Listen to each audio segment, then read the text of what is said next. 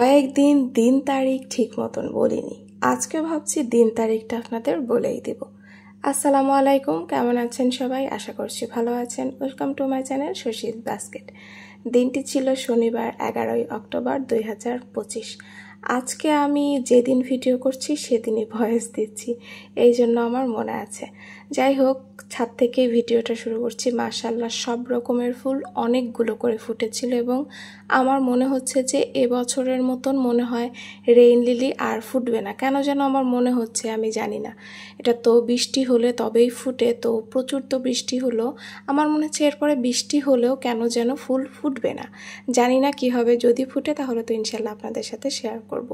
আর এই যে মোরগ ফুলটা আস্তে আস্তে সুন্দর করে ফুটে উঠছে, সম্পূর্ণ ফুটলে মাশাআল্লাহ কত সুন্দর না হয় লাগবে। আর মেস্তা জবাগুলোর কি হয়েছে, অনেকগুলো ফুটেছে আজকে, সবগুলো গাছেই ফুটেছে, কিন্তু কেমন যেন মনে হচ্ছে কোনো একটা পোকা ওই ফুলের পাপড়িগুলো কেমন একটু ছিদ্র ছিদ্র করে দিয়েছে। আর হচ্ছে এই যে ড্রাগনটা দেখেন, কপালে নেই, না থাকলে আসলে কপালে না থাকলে, হ্যাঁ, তবে একটা জিনিস কি, কপালে না থাকলে চেষ্টা করলেও একটু মনে সান্ত্বনা দেয়া যায়। আমি চেষ্টা করেছিলাম যাতে এই ড্রাগন ফুল থেকে ফলটা হয়, কিন্তু আসলে হলো না, নসিবে ছিল না। ওপরআল্লাহ এটাই ভালো মনে করেছেন, সেই জন্য দেয়নি। যাই হোক, ইনশাল্লাহ আবার হবে। তারপরে আমি চলে এসেছি নাস্তা করে। আজকে অনেক রকম নাস্তা। আর গত রাতে আমি পরোটা করেছিলাম, তো পরোটা কে যেন খেয়ে হাফেরও কম একটু রেখে দিয়েছিল। ভাবলাম চা দিয়ে আর মাংস তো আছে সেটা দিয়ে খাই।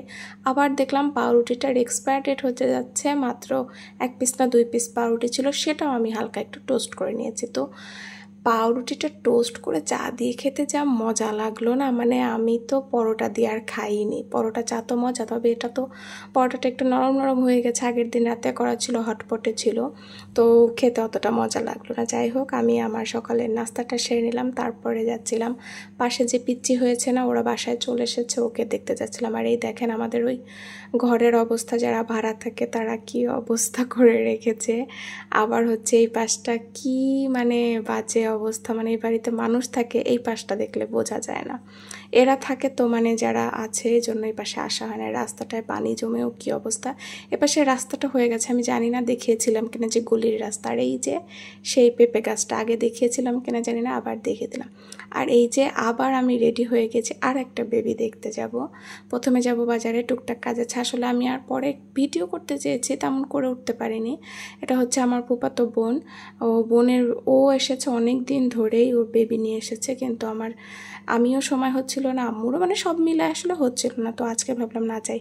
আর এই যে আমি এরকম চোখ পিট করেছিলাম, কারণ হচ্ছে আমি ব্লু কালারের আইলাইনার দিয়েছিলাম, সেটা আমি আপনাদের একটু ঢং করে দেখানোর চেষ্টা করলাম। আর এই যে মাশাল্লাহ, আমি বেবির ফেস দেখাবো না, বেবির হাতটা দেখেই মাশাল্লাহ অনেক দোয়া অবশ্যই করে যাবেন। আর এই সবাই গল্প করছিলাম, নাস্তা করছিলাম, এই আমি একটু ভিডিও করেছি।